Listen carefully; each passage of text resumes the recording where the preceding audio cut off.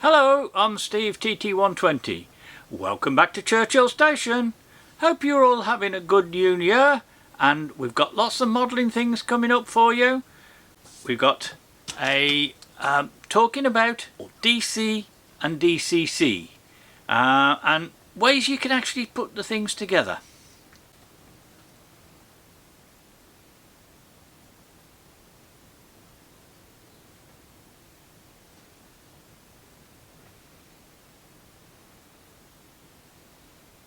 With the little 08 shunter, you're not going to get a HM7000 sound coder in that.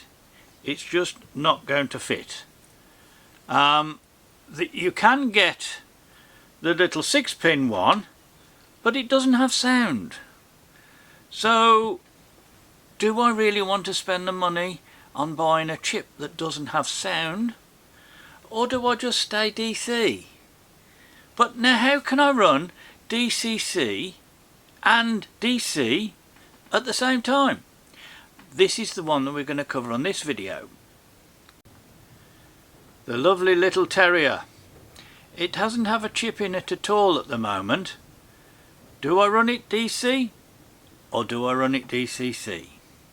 Let's have a look on this one. This is a little 6-pin decoder. That will fit in the Terrier. Now I've got a piece of board and set up some Pico flexi track, and just here I've connected a little bit of solder to a wire running forward to that side, and the back side here I've connected another wire here, which is the back wire. Doesn't matter what colours you use really, as long as you know what you're using. Now what I've done here, I've got a small Dremel and I've put a little cut in the track here to separate this side of the track to that side. The back is the same rail all the way through.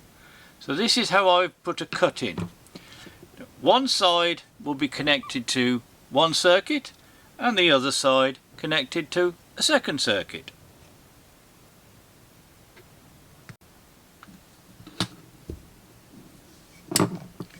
This is a little close-up of the cut which I've put into the track there. Hope you can see it. Now how did I do that? I used a Dremel.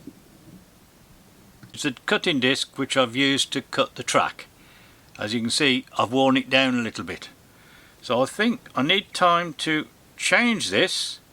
So with the little tool that comes with the Dremel, you press your button and you on the side to lock it so you can undo it.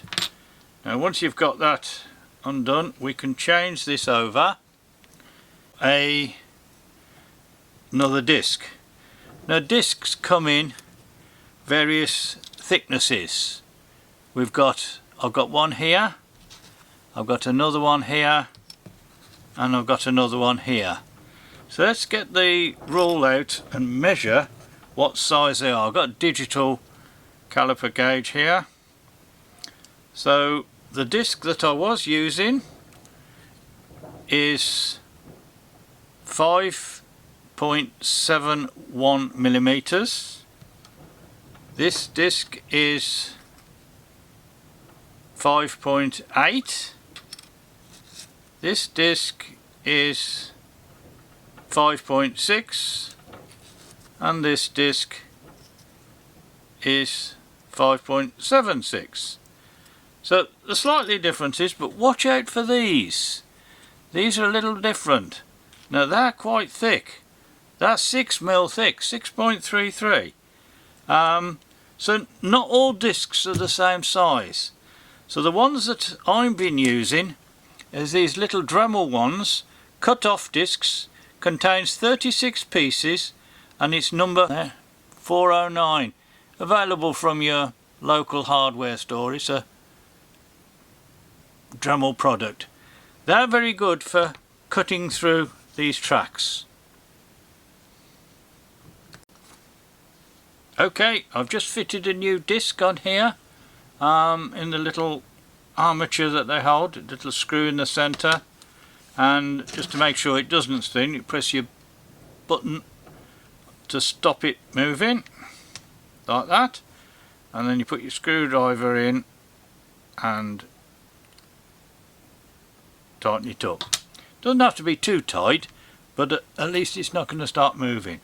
Now I use that to cut through the track down here.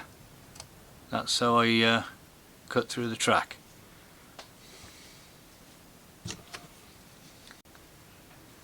For those of you who've been modelling for quite a while on DC, you could have been using an old transformer like that, or an old triangle one like that.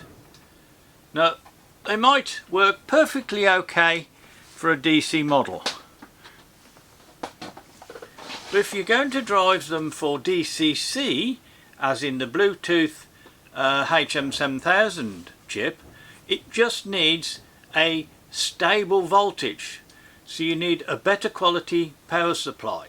Use one of these switch mode power supplies with a mains plug in the end, and that'll go off to your track. That'll give you a nice stable voltage. Put my glasses on. For example, this one here is running 15 volts at 6 amps, and that's what I use to drive my Digitrack DCC controller. Or you can use something, a smaller one. This is a little bit smaller. I use this for the lighting, and that is 15 volts 1 amp, but I use this one for the little lighting circuits for it. If you're running the HM7000, all you need is just your 15 volts. If you use a little switch circuit, something like that, a little 12-way one, or you can get one here which is an 8-way one, and feed in your power supply from your little transformer to the plug. Will go straight into the side. It has a fuse there just in case you get an overload that the transformer won't auto shut off, but a lot of them do shut off. Then you can connect the wires to these terminals to each side of your track. You don't have to worry about the negative because they're all the same, but just using the positive one on here, and then you can switch different parts of the track on and off to drive the trains. Those who are using analog or the old DC will already be using a switch system like this to create your little blocks. So if you've got the HM7000 and you plug in your transformer, you just turn them all to the on position and everything drives on the DCC. So now if you've got a loco which you haven't put a chip in, such as one of these, I say good quality controller, you can actually drive it through the variable that you get onto the thing. So that's way of you can have a DC working along with a DCC on the same track, just by using some isolation switches to isolate different circuits. If you put your switch on and it's not regulated with a control knob, then of course it's going to go flat out, isn't it? So you can turn it off, drive the other trains, and then when you want to drive that one you can just turn it on. A good idea would be to colour code the switches and then put a coloured pin or something by the side of the track to say that switch belongs to that piece of the track. This is one way of getting over the problem of, do I chip these with a 6-pin Bluetooth, DCC or DC? cut your track, and then that can be DC, this can be DCC. So that'll go via a controller which will be plugged into here to run the DC side, and then if you want to go back to DCC on this side, so you're taking that off and going through, you can switch it on to a DCC circuit. You can have an 8-way or a 12-way. And the choice is yours really. It's all, anybody got any questions, don't forget to put a comment, and also click the like and the subscribe, and we'll catch you on the next one. And I've been getting this error message. Apparently you haven't subscribed yet.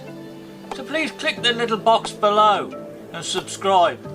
Doesn't cost you anything.